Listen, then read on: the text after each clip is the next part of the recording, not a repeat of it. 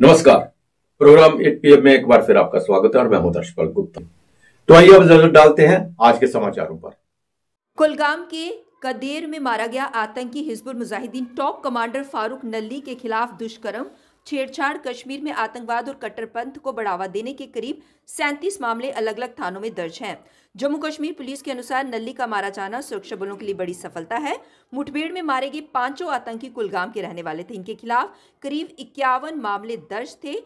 सैन्य कमांडर ने इस ऑपरेशन के लिए सुरक्षा बलों को बधाई दी है और इसका श्रेय आम जनता को दिया, जिन्होंने न केवल आतंकवादियों की जानकारी दी बल्कि पूरे ऑपरेशन के दौरान सुरक्षा बलों का सहयोग दिया। जम्मू कश्मीर पुलिस के एक अधिकारी ने बताया कि हिजबुल कमांडर फारूक अहमद भट्ट उर्फ फारूक नल्ली A++ श्रेणी का आतंकी था। वह 2015 से सक्रिय था। उसके खिलाफ रेप और छेड़छाड़ के अलावा अन्य आतंकी घटनाओं को अंजाम देने की करीब 37 पर्चे दर्ज थे। दक्षिण कश्मीर में कट्टरपंथ को बढ़ावा देने, OGW नेटवर्क सक्रिय करने, स्थानीय आतंकी भर्ती को अंजाम देने में उसकी अहम भूमिका रही है। वह राजनीतिक लोगों को धमकी देने, हमला, पुलिसकर्मियों की हत्या, ग्रेनेड अटैक जैसी वारदात में शामिल रहा है। श्रीनगर में बुधवार की रात इस मौसम की अब तक की सबसे ठंडी रात रही और न्यूनतम तापमान -6 डिग्री सेल्सियस पर जा पहुंचा। ये सामान्य से 4 डिग्री कम है। पिछली रात को ये -4.5 डिग्री सेल्सियस पर था। पूरा कश्मीर अत्यधिक ठंड की चपेट में है। पूरे कश्मीर में रात का पारा जमाव बिंदु से कई डिग्री नीचे चल रहा है। श्रीनगर शहर के कई हिस्सों में कोहरे की हल्की परत जमी हुई है। भीषण ठंड के कारण प्रसिद्ध डल झील सहित जल निकायों का पानी जम गया है। पेयजल आपूर्ति लाइनें भी कड़ाके की ठंड के कारण जम गई हैं। जम्मू में भी कड़ाके की ठंड है और न्यूनतम तापमान 5.1 और अधिकतम तापमान 20.5 डिग्री सेल्सियस रहा। पूरे जम्मू कश्मीर में शुष्क मौसम के बीच भीषण सर्दी है। शहर से लेकर मैदानी इलाके लंबे समय से शुष्क मौसम की चपेट में हैं। इसके कारण खांसी और सामान्य सर्दी जैसी बीमारियों से लोग पीड़ित हो रहे हैं। पूरे प्रदेश में न्यूनतम तापमान में और गिरावट आने का अनुमान है और अगले कुछ दिनों के दौरान शीतलहर चलेगी। श्रीनगर स्थित मौसम विभाग के अनुसार 26 दिसंबर तक मुख्य रूप से मौसम शुष्क ही रहेगा। अलबत्ता 21 और 22 दिसंबर की रात को कश्मीर के ऊंचे इलाकों में हल्की बर्फबारी की संभावना है।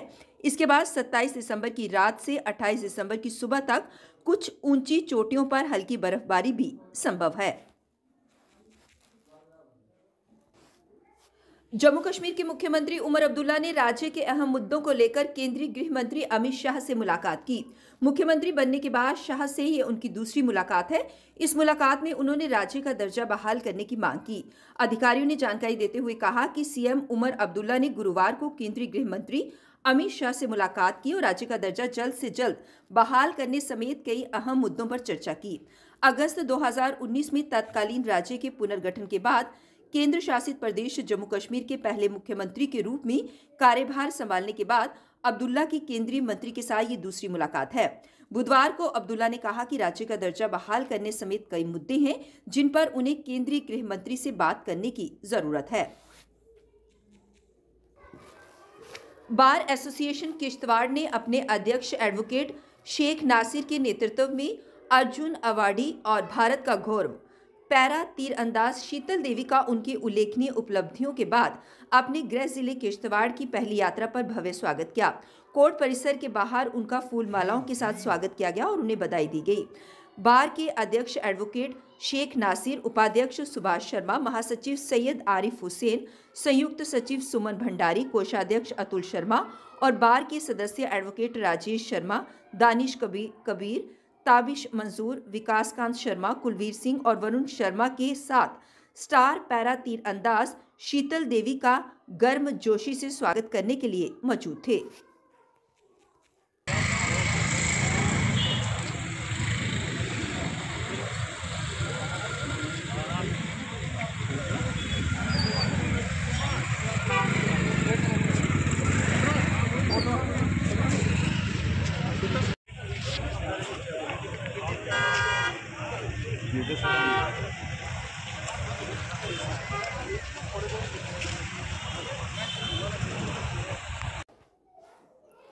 हस्तशिल्प और हथकरघा विभाग ने पुंछ जिला मुख्यालय में कारीगरों के लिए 1 दिवसीय जागरूकता शिविर का आयोजन किया। कारीगरों के लिए सरकारी योजनाओं और कल्याणकारी पहलुओं को बढ़ावा देने के उद्देश्य से आयोजित इस कार्यक्रम में कारीगर समुदाय की उत्साही भागीदारी देखी गई। इस मौके पर पुंछ के उपायुक्त श्री विकास कुंडल मुख्य अतिथि के रूप में मौजूद हुए। सभा को संबोधित करते हुए उन्होंने जागरूकता और सरकारी योजनाओं तक पहुंच के माध्यम से कारीगरों को सशक्त बनाने के महत्व पर जोर दिया। जो हमारी हैंडीक्राफ्ट डिपार्टमेंट है, एडी हैंडीक्राफ्ट हैंडलूम पुंछ ने एक अवेयरनेस कैंप रखा है, जितने भी हमारे आर्टिजन्स हैं डिस्ट्रिक्ट पुंछ में, उनके लिए एक अवेयरनेस कैंप रखा है। यहाँ हमारे 12 जो है ट्रेनिंग सेंटर्स चलते हैं डिस्ट्रिक्ट में, 12 ही क्राफ्ट से। उन्हीं के जो आर्टिस्ट और हमारे जो क्राफ्ट्समैन हैं, उनकी एक हमने यहाँ पर नुमाइश, एक हमारी यहाँ पे एग्जीबिशन भी थी, और उनके हमने कुछ लोन्स के चेक्स उनको डिस्ट्रीब्यूट किए हैं। उसके साथ साथ कुछ जो लोन के सेंक्शन लेटर्स हैं हमने उनको डिस्ट्रीब्यूट किए हैं। कुछ हमने सक्सेस स्टोरीज़ जो हमारे जो लोग हैं उनकी हमने आर्टिजन्स की वो भी सुनी। हमारी पिछले दिनों एक कोशिश रही जिसमें हमारा एक जो ट्रेडिशनल प्रोडक्ट है एक पहाड़ी जो टोपी है, उसको हमने मीशो और दूसरे ई प्लेटफॉर्म से लॉन्च किया था। उसकी सक्सेस स्टोरी भी हमने यहाँ पे सुनी। हमारे एक जो पॉटर हैं उनकी सक्सेस स्टोरी भी हमने यहाँ पर सुनी। गवर्नमेंट का यही इनिशिएटिव है कि जो हमारे आर्टिजन्स हैं जो ट्रेडिशनल क्राफ्ट से जुड़े हुए हैं, उनको किसी न किसी फॉर्म पे यानी कोऑपरेटिव्स की सहायता की तरफ से या किसी और तरीके से बैंक की तरफ से उनको लोन्स दिए जाएँ, उनको सेल्फ डिपेंडेंट बनाया जाए।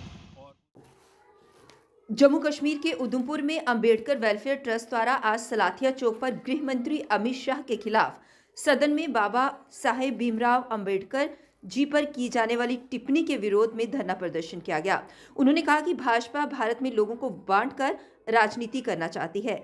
संविधान निर्माता के खिलाफ देश के गृह मंत्री द्वारा ऐसी टिप्पणी शोभा नहीं देती। प्रधानमंत्री को अमित शाह को उनके पद से हटा देना चाहिए। पाकिस्तान पे ले जाते हैं, कश्मीर पे ले जाते हैं, जे बाबा साहब को उस कड़ी से जोड़ रहे हैं कि 370 पे बाबा साहब डॉक्टर बी.आर. अम्बेडकर जी ने रिजाइन दिया था। मैं उन आरएसएस के लोगों से कहना चाहता हूं, जो आरएसएस के लोग इसका विरोध करते थे, उन्होंने 370 पे रिजाइन नहीं दिया था, बल्कि उन्होंने हिंदू कोड बिल पे अपना रिजाइन दिया था। जो आरएसएस के लोग उस बिल को पास नहीं होना देना चाह रहे थे। उस बिल के माध्यम से हमारी कई माताएं, जितने भी हिंदुस्तान की माताएं बहनें हैं, आज कोई प्रधानमंत्री से लेकर छोटे से छोटे अफसर से लेकर बड़े से बड़े पद पर बैठे हैं। आज हम आपके माध्यम से प्रधानमंत्री से यही डिमांड करते हैं, सबसे पहले तो अमित शाह जी अपनी बयानबाजी से माफ़ी मांगे और ऐसे लोगों को अपने जो मंत्रिपरिषद उनमें नहीं रखा जाए। जब तक ये बयान नहीं जब माफ़ी नहीं मांगेंगे, हो सकता है कि आने वाले समय में और किस्म का भी इसका ये बवाल बढ़ सकता है। सभी को जय भीम। श्री अमरनाथ जी यात्रा वेलफेयर सोसाइटी, माता खीर भवानी यात्रा वेलफेयर सोसाइटी, विश्व कश्मीरी समाज, टूरिज्म फेडरेशन जम्मू और ग्लोबल सोलेस की ओर से कोशुर साल सभ्यता, संस्कार व स्वाभिमान का आयोजन दिनांक 21 और 22 दिसंबर को साइंस कॉलेज ग्राउंड जम्मू में प्रातः 10 बजे से लेकर देर शाम तक किया जाएगा। Bicycle man of India Neeraj Kumar Prajapati Udhampur पहुंचे। लगभग 1100 किलोमीटर सफर करके जम्मू किसान दिवस पर करेंगे अपनी यात्रा का समापन। डिपार्टमेंट ऑफ हॉर्टिकल्चर की तरफ से चलाई जा रही स्कीम्स के बारे में जगह जगह जाकर कर रहे हैं किसानों को जागरूक। स्कीम के तहत कोई भी फार्म मैकेनाइजेशन की, चाहे पावर टिलर या कोई भी मशीन लेता है, उसमें 50% की सब्सिडी है। उसके अलावा हम अगर बात करें तो भी गवर्नमेंट आपको 50% सब्सिडी दे रही है। इसके अलावा हमारी P21 स्कीम है, जिसमें आपका जो रिजुनेशन की स्कीम है, जिसमें आप अपना जो आपका प्लांटिंग मटेरियल उसका बैंक बना जो कीवी। अगर हम उधमपुर की बात करें, आज हम उधमपुर में जैसे आज हमने किसान भाइयों से पता किया कि यहाँ पे जो संभावना है वो कीवी की है, अमरूद की है, आम की है, लीची की। और उधमपुर का जैसे सर ने बताया करीबन 60-70 एरिया जो हिली में हम जो इस यात्रा को सुबह 11 दिसंबर को सुबह 9:30 बजे हमारे श्री राहुल यादव जी, जो कि IAS मिशन डायरेक्टर HDP है, उनके द्वारा, और हमारे जो श्री शैलेंद्र जी हैं जो IAS अधिकारी हैं APD एग्रीकल्चर प्रोडक्शन डिपार्टमेंट की, जो प्रिंसिपल सेक्रेटरी साहब और चीफ सेक्रेटरी साहब और CM और LG साहब सबके द्वारा इसको सपोर्ट किया गया। और इस यात्रा का मुख्य उद्देश्य है कि जम्मू की हमें 10 जो जम्मू रीजन के उसके 10 डिस्ट्रिक्टों को कवर करना। और हमारी इस यात्रा का नाम है मिशन हॉर्टिकल्चर जम्मू, मतलब जम्मू के अंदर हमें हॉर्टिकल्चर को बढ़ावा देने के लिए हमारी यात्रा है। और हम आप सभी से निवेदन करना चाहते हैं इस HDP स्कीम का फ़ायदा लें और अपने इस जो तहत मैं आपको बताना चाहता हूँ, अगर हम यहाँ पे बात करें तो एक fruit preservation and utilisation extension centre भी है, जो कि यहाँ पे आपको जो भी आपको हॉर्टिकल्चर क्रॉप है। सामाजिक कार्यकर्ता आजाद चौहान ने अनिर्धारित बिजली कटौती, स्मार्ट मीटर जैसे मुद्दे उठाए और पुंछ के निवासियों को सुविधाएं प्रदान नहीं किए जाने के लिए एनसी के नेतृत्व वाली सरकार की आलोचना की। एमएलए आजाद जान साहब से भी दरख्वास्त करूंगा कि इस पे असेंबली में भी बात उठाएं, गवर्नमेंट से भी मुतालबा करें और सेंट्रल गवर्नमेंट से एलजी इंतजामिया से भी कहें कि आपको लोगों ने मैंडेट दिया है और मैंडेट इसलिए दिया है कि आवाम के दुख और दर्द में आप उनकी आवाज़ ऊपर तक उठाएं।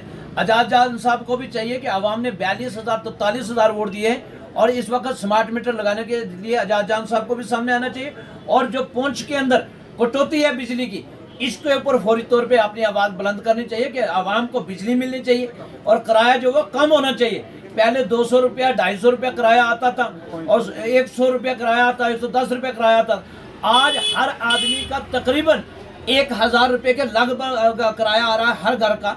तो इसके ऊपर भी हुकूमत को भी और हमारे जो नुमाइंदे, चुने हुए नुमाइंदे हैं, एमएलए वगैरह, उनको अपनी आवाज़ उठानी चाहिए। मैं इसी के ऊपर अपने मीडिया वालों का शुक्रगुजार हूँ कि आप आवाम की आवाज़ को जो है हुकूमत तक और एडमिनिस्ट्रेशन तक पहुँचाना चाहते हैं, तो निज़ाम बिजली का जो है वो दुरुस्त किया जाए। 8 बजे फिर आपसे भेंट होगी, तब तक इजाजत दीजिए।